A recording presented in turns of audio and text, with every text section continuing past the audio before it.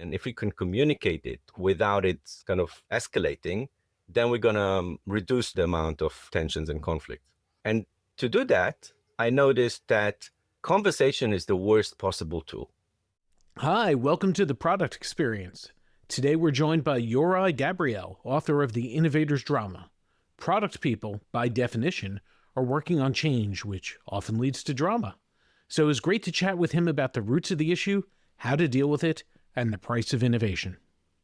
Yorai, welcome to the Product Experience. It's great to meet you. Thank you. It's great to be here. So before we get stuck into our topic, which is all about turning drama into power, which sounds very exciting because we all know that there can be lots of drama at work. And yeah, we'll get stuck into that in a minute. Give us a quick intro to who you are and your background in product and in startups and what you do these days. All right. So usually this is like a trick question for me because I have a very diverse background. So I started as a developer. I then became an architect, like a real architect for buildings. And immediately after I graduated, I worked a bit, but I found myself unexpectedly as a co-founder of a startup leading the product. And from there on, I kind of discovered myself as a product person. I did that for the better part of the past 20 years in several of my own companies and other companies, and also as an advisor and educator.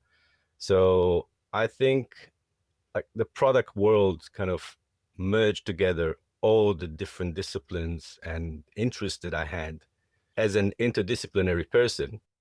So it was like the best fit for me. I mostly dealt with early stage product development. So all the way from the napkin to growth, and in areas that were kind of challenging. So I did a lot of work around construction technologies, also around a little bit around life science projects, also games. And so everything that was kind of new with an opportunity for learning, I was like, yeah, this sounds good. I want to try it. So Awesome. obviously there was a lot of drama along the way. And you've written a book called The Innovators Drama. Why don't you give us a quick sort of like the synopsis of what this is about and how you came to write it as well? So I think one of the things that kind of navigated me in my professional experiences was this curiosity about doing new things. So developing new stuff, being in situations where you kind of explore and develop at the same time. And I always found myself in those niches where you had to kind of be thinking a little bit out of the box, but in very constrained settings. So you don't get to play around too much, but you are expected to bring up new things and new ideas and new products. And I found that exciting and I found that fascinating and I loved that part. So even through university, I was like the person that people would come to like, can you help me fix my idea? And I was like, yeah, that's the best part. That's like that's the most fun. And then later, you know, when you grow up and you start working and the situations become a little bit too intense, I was like, this is the thing that was missing. This is the thing that was that we need. So I played around with these ideas of what exactly I'm doing, because when I started product, I started like many other product people without really understanding like the domain, kind of learning as we go. And when I got to technology, like to startups, I thought that that would be the place where innovation is mostly accepted, and kind of that's the playbook. You know, startups go do innovations, and I was kind of surprised to see how challenging that was, even in this kind of cutting edge or breakthrough environment. And that kind of puzzled me. And I was like, how come? I mean, there's so many talented people, there's so many interesting topics and new ideas and challenges to work on. So how come it gets challenging again? So that kind of took me to the area of like, oh, there's this field called innovation management, and it might have the solution. So I started doing some side consultancy works on innovation management just to understand what it is. And I found it there, it was even messier than in the startup world. So obviously I read like all the like the major textbooks, like, and one of them was of course the Innovator's Dilemma.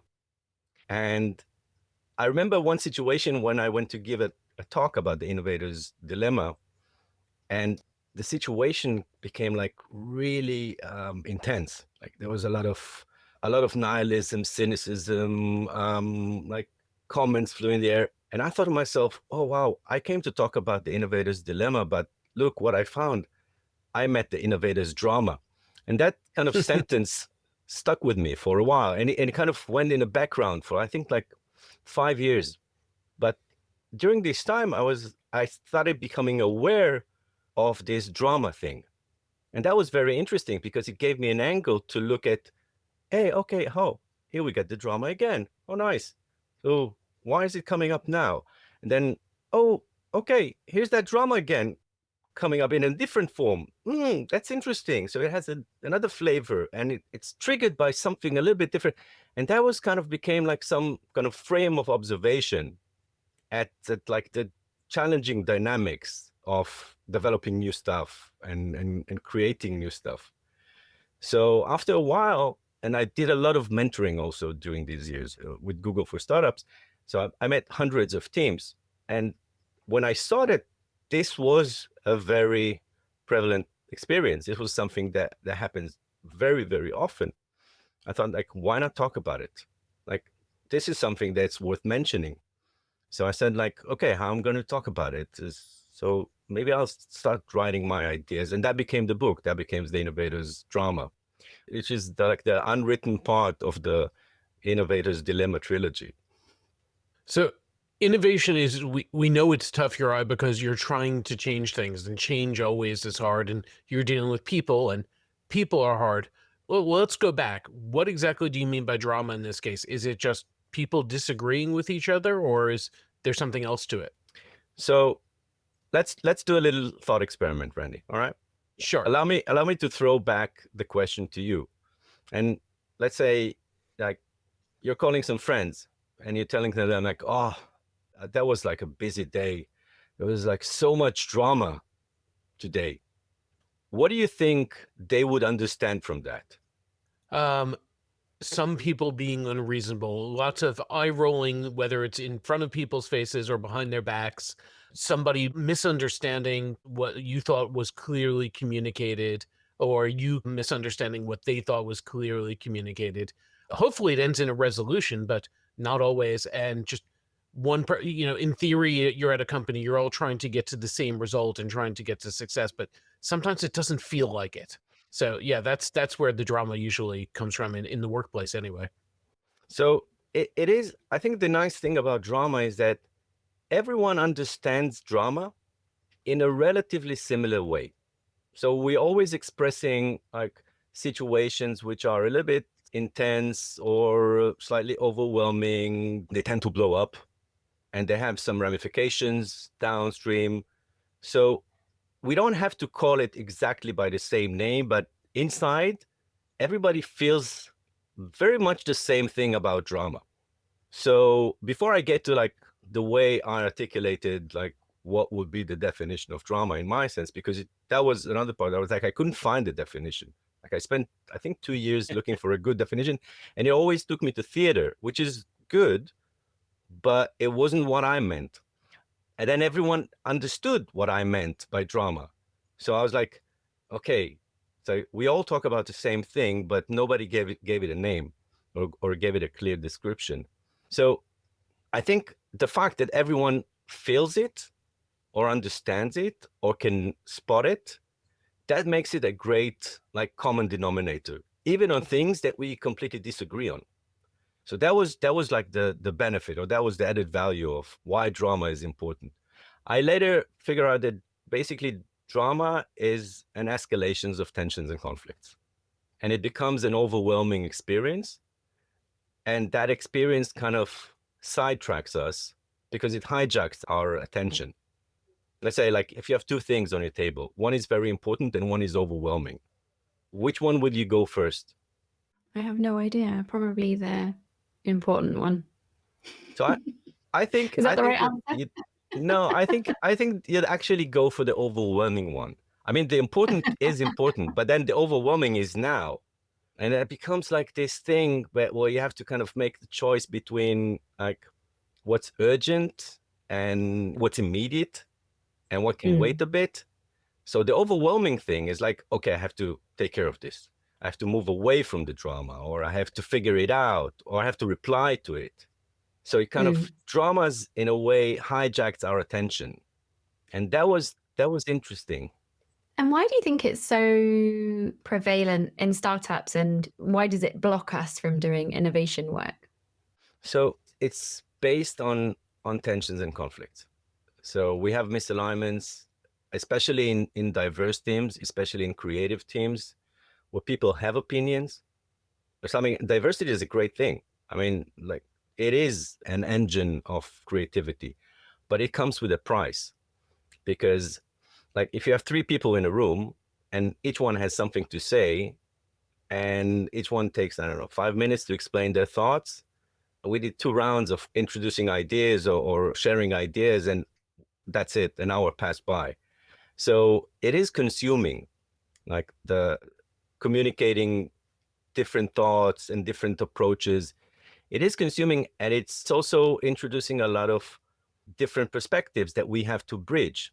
So that makes it actually an economic problem, because we want to do something together, but in order to do something together, we have to synchronize very, very quickly. But synchronizing becomes a problem. So, oh, wait, I think you didn't understand that. Or, no, you don't agree with me. Or maybe we can look at it from a different angle. So these are little, like small misalignments or small tensions or conflicts that they're harmless. But if you put them one on top of the other and they aggregate, then they become something like, at some point, they become overwhelming. And then we respond to the overwhelmness, not to the issues themselves. So it kind of triggers like a fight or flight mechanics, but from a good way, in a way. Yeah, no, I see what you mean. In that scenario, I would definitely deal with the overwhelm first. Lily, I'm going to disagree with you about one thing. This is not just in startups. Trust me, plenty of big companies have it too. It's just sometimes it's a little more slow moving, maybe, but it's very entrenched. Well, and I also definitely agree with, those little micro moments kind of building on top of each other. And then also, I think, every company has its moment where the pressure suddenly is on, something's happened, the numbers aren't performing or whatever it is, and the pressure's suddenly on. And then that kind of builds, suddenly all those micro moments become really important because you've misaligned on so many small little things and you don't feel like you've got time to spare to explain yourself or whatever. And yeah, I can see drama escalating in those moments as well. Yeah. And I think the interesting thing about drama is that usually it happens, if you move aside like the intensity of it, it usually happens from people trying to do good.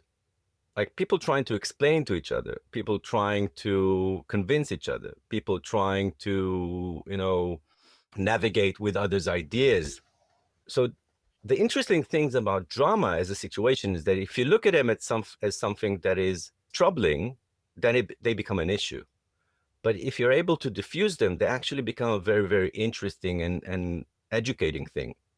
And that was one when I became more sensitive to dramas and started looking at them, I started seeing them as opportunities, because dramas, if you understand a drama or an intense situation as an aggregation of tensions and conflict, and you start asking yourself, well, okay, so why do these conflicts appear?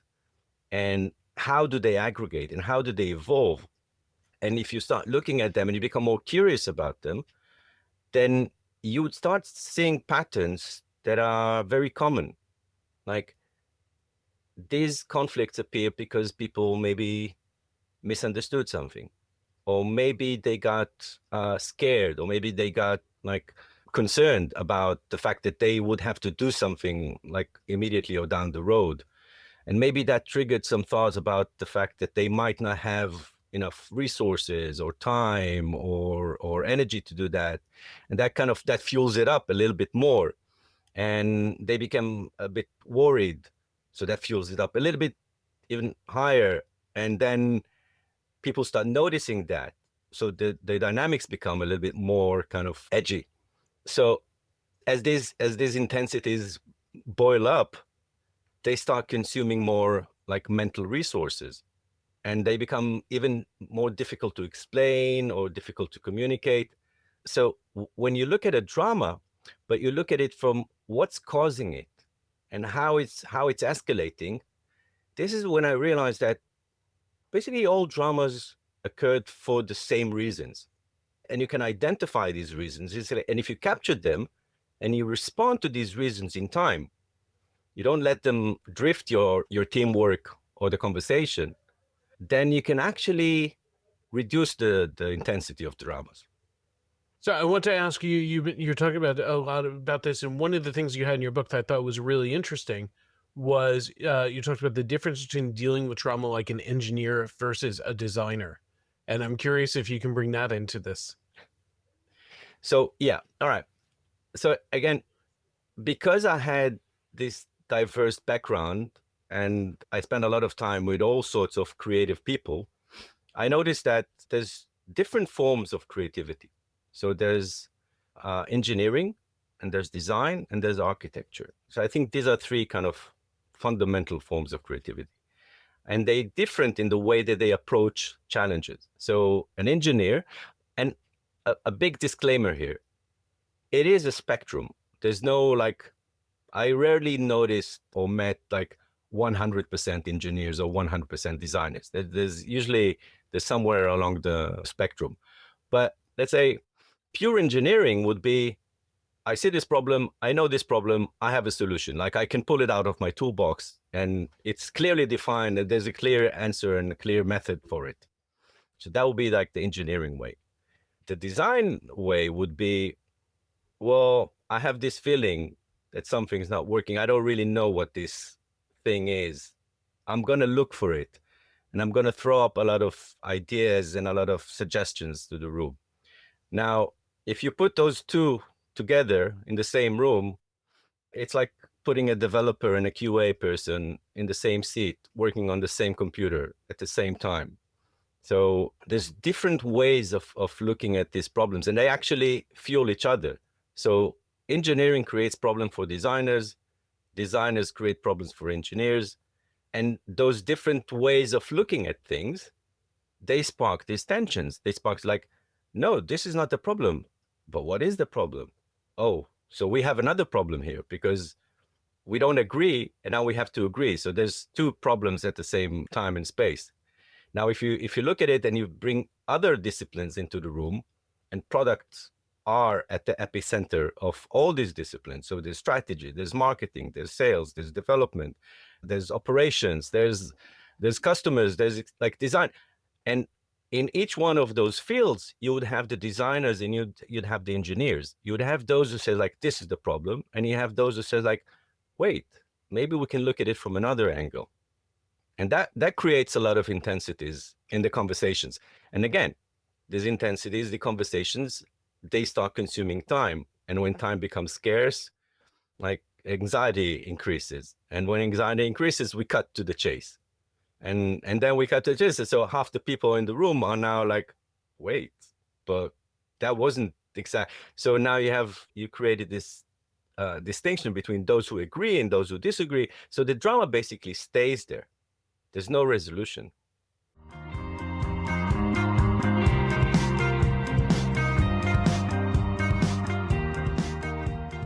Product people, are you ready?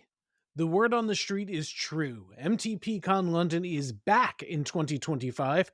We're very excited for Minded Products' return to the Barbican next March. Whenever I hear people talking about the best product conferences, Mind the Product is always top of the list. If you've been before, you know what's in store. Oh, that rhymes. New insights, strategies, hands-on learnings from the absolute best in the field, plus great networking opportunities. And if you're joining us for the first time, I promise you won't be disappointed.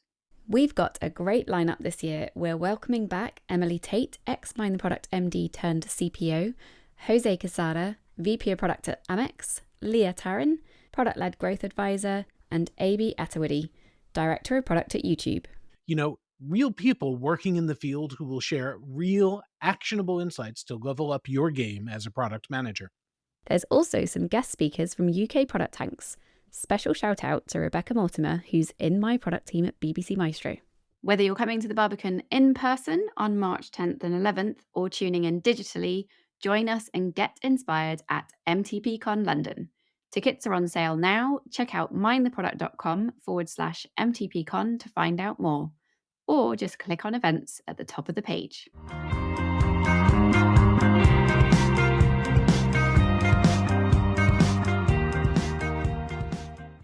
So how do we deal with drama in the workplace? You've touched on a couple of things there, but I think you have a methodology for this. So the trick, I think, was how to understand the drama quickly. That was like the first part of it. And the second part is how to communicate this drama quickly and clarify it. So this became the two main areas that I thought, like, if we could do both, if we could clarify what the drama is sitting on, and if we can communicate it without it kind of escalating, then we're going to reduce the amount of tensions and conflicts. And to do that, I noticed that conversation is the worst possible tool. We usually think, like, if we talk about it, then it's going to be fine. But actually, when we talk about it, we just bring more different angles into the conversation. So I went back to my experience as a designer. So, like, why not try to draw the problems? Why not try to draw the situations? And then I started playing with this thing I called graph thinking, which is basically combinations of work breakdown structures, outcome thinking, knowledge graphs, mind maps. Tried kind of to play around with these tools to see if I can create a very simple form of representation that would be clear enough to articulate the situation, very quick to read, because I think this is one of the problems. If the situation becomes too challenging to read, then these like other intensities or tensions join the drama. So I ended up with this way of drawing down challenges as something I call the fulfillment graph, which is basically a way of articulating the goals and then all the necessary conditions for fulfilling these goals. It's in a way somehow resembling Theresa Torres' opportunity solution trees, but slightly from a different angle, because it's not purely focused on the product discovery. It's more on the delivery aspects of a situation. So, for example, if we want to, let's say, release a feature by a particular date, I would ask myself, what are the necessary prerequisites for releasing this feature in this particular date? And I would start breaking them down and just write all of them as conditions. Now, when you look at these trees, they're very clear. So everyone can join the conversation and say, like, oh, wow, you forgot something here, or I need to add another thing there, or I think that this is an actual, like, this is a real, one of the branches is a really strong prerequisites. We should start with it. And that kind of accelerates the conversations dramatically. Now, the other thing is, and this is something important with dramas, one of the things I realized about dramas is that dramas are basically an encounter with something, with a lacuna, with a void, with something that is missing. So we encounter misunderstanding. We encounter lack of operational clarity. We encounter lack of resources. We encounter a lack of confidence. So we encounter all these things emotionally, but by the time we start expressing them or articulating them, they become a completely different problem.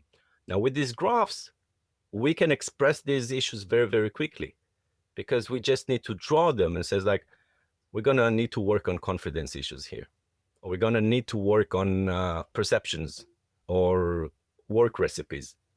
That would be our prerequisites for fulfilling our goal. So the conversation becomes very, very quick. Everyone can join in. Everyone can read these graphs very, very quickly. And then amazing things about graphs is that graphs show us not only the things that are in them, but also the things that are missing. So when you look at a graph, you can actually see what's not there. It's like, oh, where's this? Nobody mentioned like, I don't know, marketing has to approve this plan. And it's like, okay, add it on, put it in the graph. So the graph can tolerate everything. And when we look at these breakdowns, we start getting a really good feeling, like a clear image of the intensities involved in what we kind of assumed would be. And everyone's looking at the same thing. So this graph becomes kind of a boundary object. So this sounds really quite complex, but maybe I'm imagining it as much more complex than it is. If you're thinking to yourself, okay, there's a lot of drama in my organization, people aren't kind of working well together, there's a lot of heightened like emotions and things, and I need to get clarity on where that's coming from. I'm going to build a knowledge graph in order to understand it and capture it. Like, how do you start with that? Like, what does that actually look like? It can start with a piece of paper or a simple whiteboard, and it's really much easier than we think. I mean, it's just allowing people to say, like, just write your goals. What do you think the goals are? And then break it down to the prerequisites. And if you give people like 2 or 3 minutes, they can start drawing this very, very simple breakdown structure. Now, the good thing with breakdown structures or with graphs is that we can apply creative problem-solving tools on them. So we can start combining graphs, so we can see the differences between them. So they immediately expose these misalignments, and they allow us to kind of feel our way, which is basically what triggered the drama, because we felt something. So we can feel, oh, we felt there was a misalignment. Now we see the misalignment because these graphs are different. Or I felt that we were kind of on the same page, but now I see that we're on the same page. Maybe we're not talking about it in the exact same words, but it looks kind of the same. Can we agree on that? So it kind of helps the conversation overcome this abstraction that we have to sometimes face when we're doing it verbatim, because we just look at the graph and you see. Yeah, that makes sense. So you're kind of dialing in, you're having that open dialogue with your team and with the people involved to map out where they're right. That makes a lot of sense. Yeah. And when you do that, everyone gets a chance to express themselves. So you'll have those who have like tons of ideas, and like 2 minutes, 3 minutes after you start drawing these graphs, they're gonna have like this page full of ideas and stuff. Some of them would be more scattered, some of them would be more organized. You can actually see how people think. This is like really amazing. And you'd also have those who kind of stop playing, and then they notice like, I have no idea how to break it down, which is, also a very important reflection. Like, if I have no idea, then maybe I should just see what other people are doing. So like, look at them and say, oh, maybe I can copy paste part of their graphs to mine. So it completely changes the conversations from this kind of like turn-based, everyone's trying to throw in their 2 cents and join the conversation, to something like, let's put it all on the wall and see how our ideas and approaches are the same in some places or different in other places. But by then we already have like several steps of agreement. So every good book has an acronym, and in your book you talk about the price of innovation, which is perception, recipe, inventory, confidence, and endorsement. No, I didn't just read that off the page. Tell us a bit more about price and, what you use it for and when you activate that. So when I realized that dramas occur because of misalignments, and these misalignments have common themes, common characteristics, and I wanted them to be catchy. Like, as you said, like every framework needs some form of like compacting its idea. And when I started noticing the particular types of lacunas, which were around understanding and operations and resources, and I thought like, okay, I need to pack them into a term that would be memorable. So understanding became perceptions, operations became recipes, resources became inventories, because they are actually resources that I need available. So they have to be in my inventory. And then confidence and endorsements were kind of the outcomes of not having perceptions, recipes, and inventories. So we lose confidence. And when we lose confidence, we can't convince anyone, and we don't get endorsements. And we don't get endorsement, it comes full circle and people get the wrong perception. So this price of innovation, or this price index, basically allowed me to say, like, we need to look for these 5 types of issues in our situations.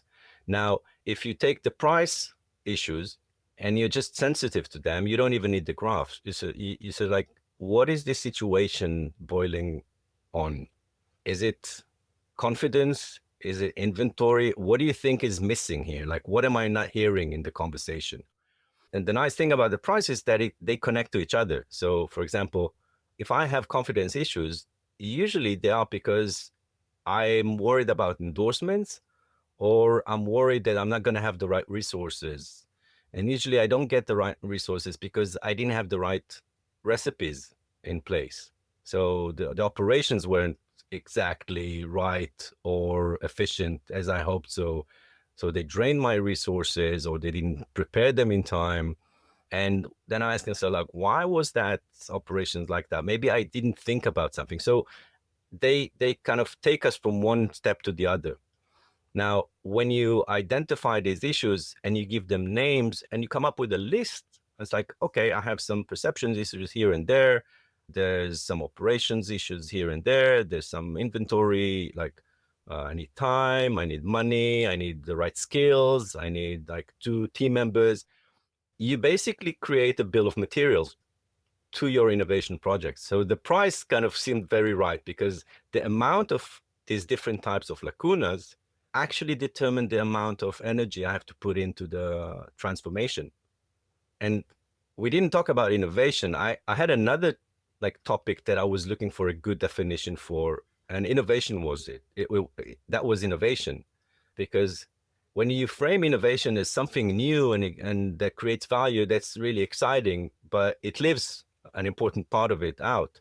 So I think that innovation is largely a value creating transformation that requires discovery. And the price of innovation is basically these discoveries, like, oh, I realized that I need this and that. And I see that this and that are missing. So these are the discoveries. And the amount of discoveries basically determine the amount of effort or intensity. And that kind of takes it from the more softer part to more tangible areas. Like, I can actually clarify now, how long is it going to take me to develop these understandings? How long will it require me to organize all these resources together? So these kind of things that we often look at them as very fuzzy become quite clear. And that was amazing, because I was like, oh wow, this is a really great tool for quantifying the softer parts of our job. You're right. I like the way you described innovation because, virtually all product management is change and is transformation, and it all comes into there. So your definitions and drama obviously is something that I think we've all dealt with, and this has been a fantastic guide or an introduction to the approach. I'm curious though, we've got time for one last question, and it might be a little bit cheeky of us to ask, but you spent the last few years really refining your thinking and your approach to this. What about you now? Do you ever get caught up in drama these days? Yeah, I think I became really fascinated with drama and very open to it. So you start seeing how much of it is scattered all over, and there's actually so much drama that acts as a glass ceiling to the things that we could do. I mean, just imagine if we'd just take out, I don't know, 10, 20% of the dramas that we experience on a daily basis, how much more productive we could be. Now, there's so many things that needs to happen. There's so many things that we need to take care of them. And if we spend our resources on dramas, And if we let dramas just sidetrack our reasoning, then obviously it's going to be much more difficult. So yeah, I think drama is all over.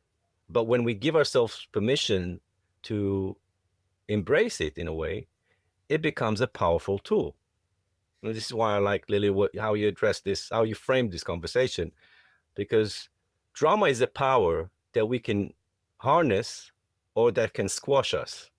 And the choice is ours. And that choice basically comes through mindfulness to drama. Like, how mindful are we to the sources of drama? How capable are we of addressing it? And it starts by just understanding and communicating it. If we get clarity, we can start moving towards ownership. And I think this is where the magic happens. And there you see like tremendous, like seriously, we're talking about 10x as a benchmark. If we're attentive to drama, we can easily get to 100x. And I think that the world really needs it. I think like that there's so much that needs to change. There's so much that needs to be addressed and solved, that we have to be a little bit more, let's say, accommodating of drama. And again, drama is not a bad thing. It's just people with different ways of looking at things, trying to do things together. Yeah. How fantastic could that be? I mean, one of the things I always feel when I kind of sense drama in the organization is it's often because people just really care about their jobs as well, and they really care about the work they're doing and the impact they're having. And so, yeah, knowing as well that it's coming from that place of like passion and care, I find that really helps me sort of come at it with a positive perspective. Yeah. And when we allow ourselves to embrace this care by others and just make one step towards them and they come one step towards us, then we're actually working together much better. And I think this is basically what we're all there. Like this is why we do things, no? Yorai, it's been so great talking to you. Thank you so much for opening our eyes to this topic and bringing it to light for us. Thank you very much for having me and for joining the drama. I mean, Joining the drama club. joining the drama club. Yeah. Thanks, Yorai. Thank you, Lily. Thank you, Randy.